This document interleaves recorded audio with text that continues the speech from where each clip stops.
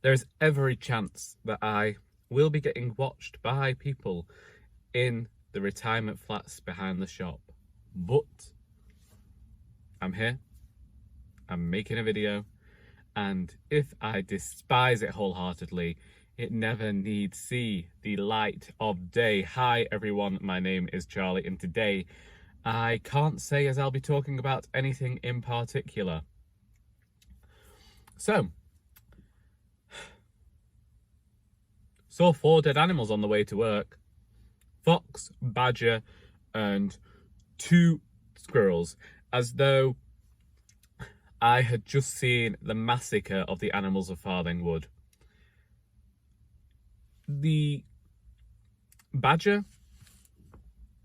I felt sorry for because it has been run over between some temporary traffic lights. These are temporary traffic lights that are adding about 40 minutes to my journey every day, and most of the time I have been getting a lot further in audiobooks because of this.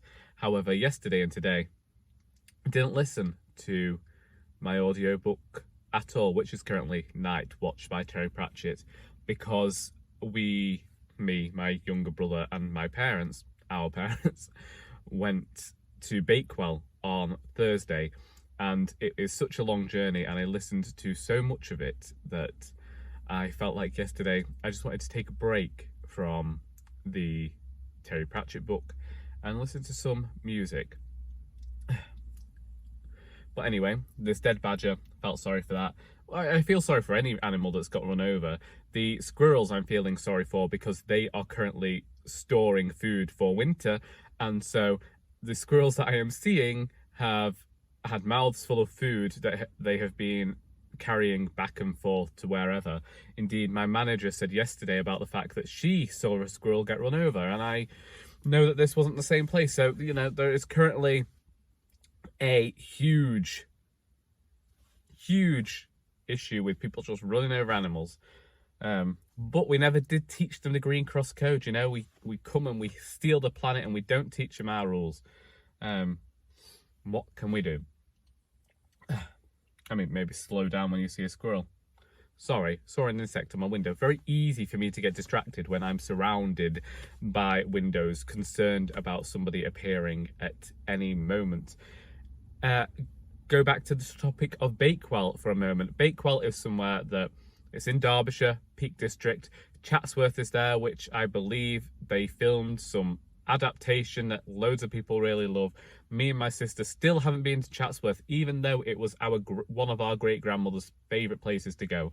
However, I say this is just because I know that my great-grandmother, my mother's grandmother, visited a lot of the stately homes around England. I think specifically more focused on the northwest of England. I don't think she ever went further than an hour or 2 away. But me and my sister have talked about going to Chatsworth for years and still haven't made it, even though it's very close to Bakewell. Indeed, when you're looking up things to do in Bakewell, that always comes up, as does the Monsall Trail. I didn't take Sally with me, despite the fact we were gone for a lot of the day, because I wasn't sure where was dog friendly, and would you believe it, everywhere I went said that they accepted dogs. I used to enjoy going to Bakewell because of the bookshop that was there. It isn't there anymore. This is where I bought my Charles Dickens collection. They're only Wordsworth classic editions, incredibly cheap, and they used to go upstairs and they'd have an entire children's section. And a few years ago now, just after I'd brought out Doris, they accepted a copy of Doris, but then they got rid of the children's section and they turned it into a cafe. And I understand that a lot of bookshops are doing that now. And then the last time we visited, we walked around the bookshop and I found the copy of Doris that the original owner had taken on spec to take on holiday with her, where she would read it and tell me whether she ever wanted any more copies. She didn't, so I just assumed, oh, she mustn't have liked it enough to have in her shop. And that was my copy on the shelf, and she'd left my phone number in it. Now, admittedly, she did sell the shop on, and the new owner apologised, and then I've since discovered it's no longer a bookshop. It is a place for local artists to go and display their wares. And whilst this is great to support local artists, it's no longer a shop in which I would go and browse. Me and my mother did the charity shop trail that we usually do, and I said that the bric-a-brac was too expensive and the designer stuff they had was too cheap, and my manager told me off yesterday for not buying the cheap stuff that we could have made more money on. I was like, well, we're a charity shop and that sees me spending money to make the charity money, and I don't have that kind of money to go flashing around just to bring into the shop and sell it on. So if you're looking for some cheap designer wear, get yourself up to Bakewell. I still went to Maxwell's, which is the like cut price book place. That was nice. We went to a cafe, we went to a pub, we went and sat by the river, and I was reading Kudos by Rachel Cusk, and my mother had just bought the first in the Kate Shackleton series.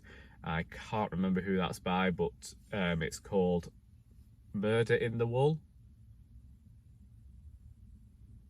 It's something like that anyway. She's reading that, and I'm going to read it after her.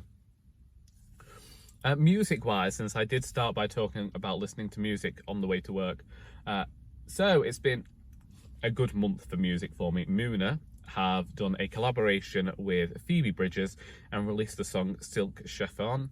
I said that incorrectly. Silk Chiffon. Very difficult to say when you're from the north of England. We don't go in much for chiffon, you know.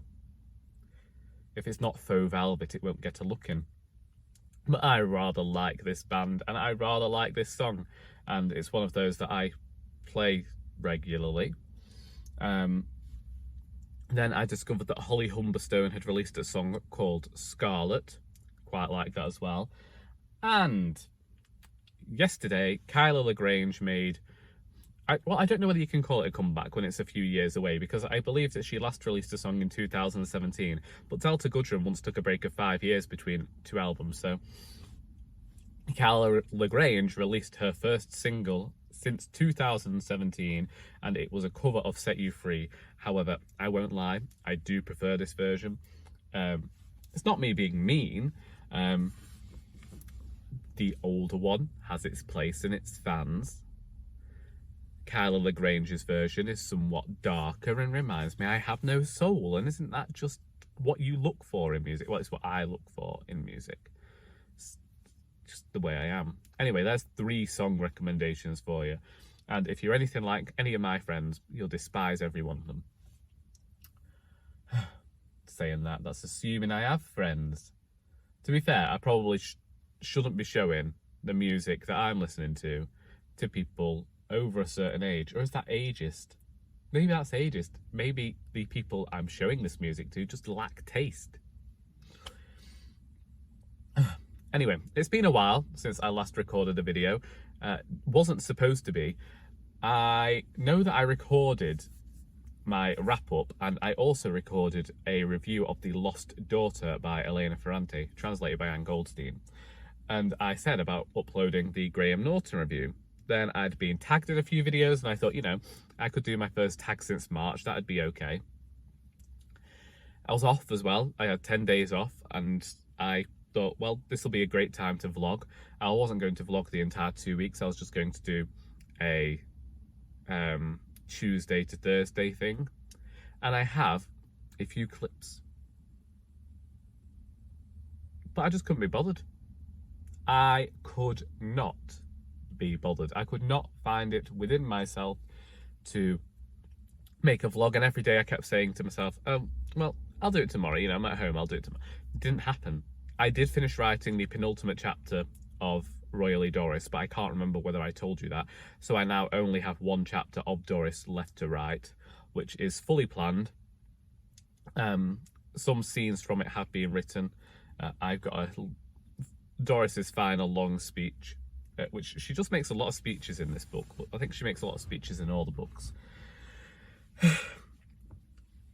So I could have been writing that, and I could have been vlogging, and I have read 10 books so far this month, which isn't something that I could have said for many of the months this year. But I've done it, and I don't know. So it goes back, and this is where I'm going to talk about subscribers and numbers. And I know this isn't something that people want you to talk about on YouTube, and I know it's something that I have mentioned before. So there's this big thing on YouTube and BookTube, and it usually comes from the bigger booktubers when they're handing out advice, and this is no shade against them. It's that they always say not to worry about the numbers, and it always reminds me of that scene in Friends where Joey, Phoebe and Rachel aren't able to afford dinner, and I think it's Ross or somebody says something about it only being money, and they say that that's because they have it. You know, I'm paraphrasing and getting things wrong because it would syntactically sound correct there. But when I say this, I mean the bigger booktubers, and people say don't worry about numbers. And I never used to worry about numbers until the numbers started dramatically going down. Now, to me, dramatic, considering I'm still in the hundreds, is, you know, anything over 2 in a day. And I lost 10 a few weeks ago, and it built back up, and then it's gone down again. And every time I uploaded a video, I would lose another 2 when it used to be the other way around. I was just thinking, I can't be doing this. And when I start focusing on the numbers and I start feeling grumpy about something that I do for fun, I avoid it. And I think, well, you can't carry that energy. Throw it away. Leave it. You know, talking about energy as though I have that. Here, I suppose I don't mean energy. You can't carry that emotion, that feeling around with you. It's going to lead to a rather disheartening day. So rather than do that, I just think, well, we'll avoid YouTube for a bit then. If we are going to be that het up about the fact that subscribers are lost, or we aren't perhaps getting the engagement that we want, avoid it for a few weeks.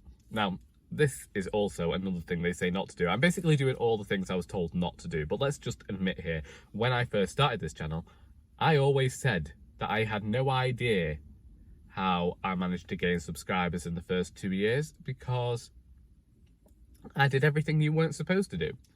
And now I'm just a grumpy northerner sat behind a storage container talking at a camera.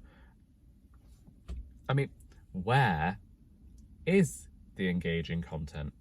Where is the humour? Where is the sort of stuff that people really want to hear me talk about? You know, and do people want to hear me talk about anything? Again, there was a booktuber years ago saying that sometimes you just won't get the numbers because you just don't have the personality for YouTube. And I think maybe that's me, because I've never claimed to have a personality before. That seems like a lot of hard work. And whilst I do enjoy watching some edited video, you know, and when I say edited, I don't mean as we edit them where we just have jump cuts and moving around a bit. I mean when people are throwing up captions on the screen and animation and that sort of thing. And the most I do is sometimes I'll put a picture over one video whilst I'm talking under the other to save some time. And I have done these videos before where I've downloaded GIFs and things and edited them, changed the camera, zoomed in and stuff, done effects. And it just didn't feel right for me. I prefer the more lackadaisical, haphazard approach to creating. So anyway, that's why I disappeared for a few weeks as well, was this feeling of being somewhat disenchanted, disheartened. Although I have just reminded myself of Dinner Ladies. He's not He's not, what's that word? He's not toadstools, he's disenchanted. Something like that. Anyway, Bren says it at the end of series 2 when Tony's trying to decide whether he wants to move to Scotland or not.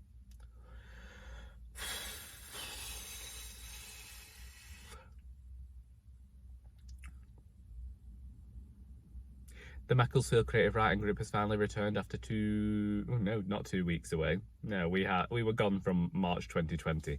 Just before we went into lockdown, we as the committee made the decision to stop the group, and we contacted the library, and then I ended up contacting one library to say as I would no longer be going and could we push it back, and then they sent a message back saying they'd contact me once all this was over, and well, it isn't, so still haven't been contacted about any of my events. And then I made a silly decision to go and look at PLR, which is PLR is basically where authors receive money from a fund for books of theirs that have been borrowed from libraries. I started doing it with Doris and have carried it on with each subsequent book. And the first few years I made a substantial sum off the amount of books that are being borrowed. Well, substantial to me, probably not substantial to anybody else. And PLR has changed the way it works now, so it actually shows you how many times your book has been borrowed. And I could see that Our Doris had been borrowed the most between 2016 and 2017, which makes sense because that was when I was doing a ton of events. And then things started to veer off a bit, and people were still borrowing the book, but I went from having stuff in the hundreds to going right down into just around 50. Anyway, Our Doris has been borrowed 1,010 times over the last 6 years from libraries. Indisputably, Doris has also done well, but not as well as Doris. Doris Ahoy has never been taken out of a library, and An Heir to Murder I finally registered. I didn't realise it wasn't registered on the libraries, but since the libraries have been closed since this book released, that book hasn't been taken out of libraries either. So once more, I'm left with this thing where my books aren't being borrowed. I'm also not selling books because I'm not going and doing any events. And so I keep thinking when eventually I'm able to do events again, everything's going to be somewhat like relaunching. Doris Ahoy came out in 2019, and I didn't feel like I was ready to do events after everything went wrong with Indisputably Doris. I basically took nearly 2 years off doing events. I went and did open mics, but I read poetry, and Indisputably Doris, it surprises me that anyone ever took that book out of a library, because after such a terrible time with events, I just didn't do anything in 2018. I wrote the children's book. I wrote a lot of the children's book. It's still waiting to be finished.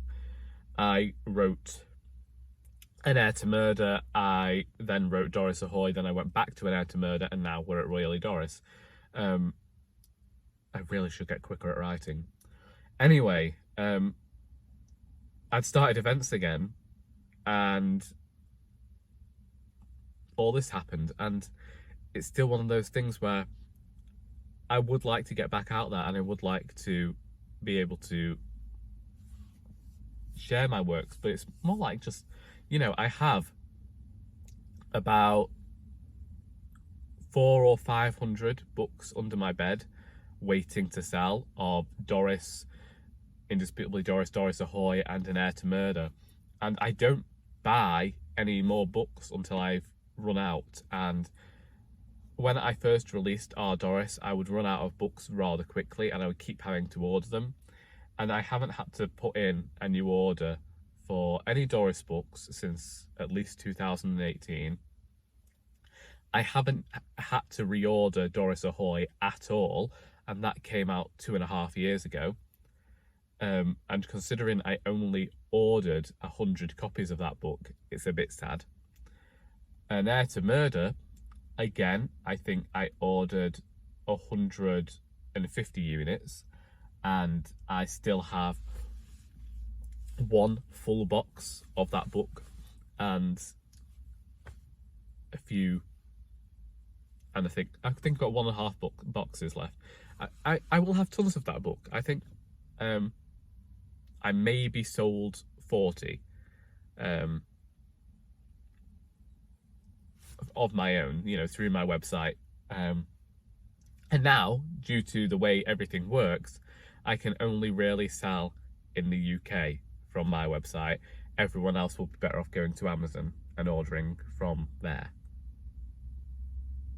And it's awful.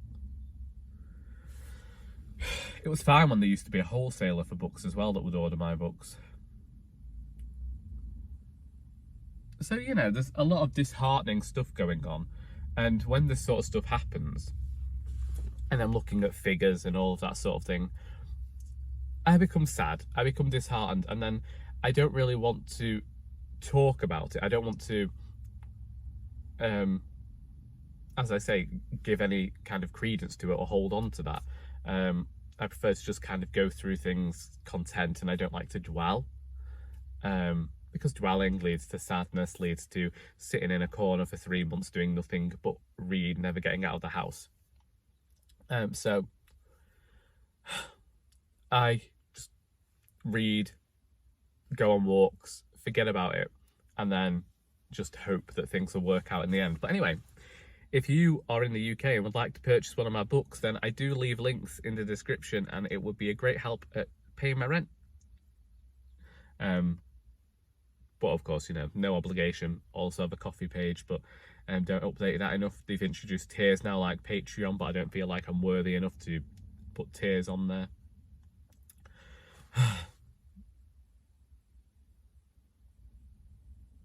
Also, I should say, another reason I've not been around is because of health. Because we know that my health has not been the best this year in terms of the joint pain or the bone pain. And steadily over the last month or so, things got worse with the left knee. I kept waking up and it felt a certain type of way. My hip keeps doing that thing where it doesn't feel like it's connected to my body. My wrists have now developed tremors, so it makes it very difficult to make cups of tea, so that's annoying. So I finally decided to bite the bullet and visit a doctor. So sometime within the next 4 weeks, I'm going to be there. I can't remember exactly when. Because even that's difficult to get an appointment nowadays. I don't know whether you knew. But if you didn't know, now you do. Difficult to get appointments. Everything's on a backlog. So even once I get to see a doctor, there's every chance that they won't actually be able to do anything. Because I'm hearing of wait times of months and months. And so any sort of x-ray or blood test I might get, I'm gonna have to wait for anyway. Anyway, I didn't mean for this video to be all maudlin, because I certainly am not maudlin. Because I'm quite content. I come to work, I go home, I watch Sally play with my younger brother's dogs. I read, I listen to music, and I watched a film this week called Wild Rose with Julie Walters and Jessie Buckley in, and it might not have been the best film in the world, but the protagonist annoyed me, and I think that's always a good thing. If you can make me feel any type of way about your film, I kept thinking about switching over, and I didn't do it, is all I can say. Anyway, I've talked for too long. My manager's going to be here soon, so I'm going to open up and switch the kettle on. What you're reading, what you're writing, what you're watching, what you're listening to. If you would like to discuss anything I've talked about in this video, then please feel free to do so in the comments. I'm sure I had some more sort of philosophical debate somewhere within me, but I've spouted on for too long and I can't remember it. I hope that you got something out of this video besides sheer boredom, and until next time, that is all.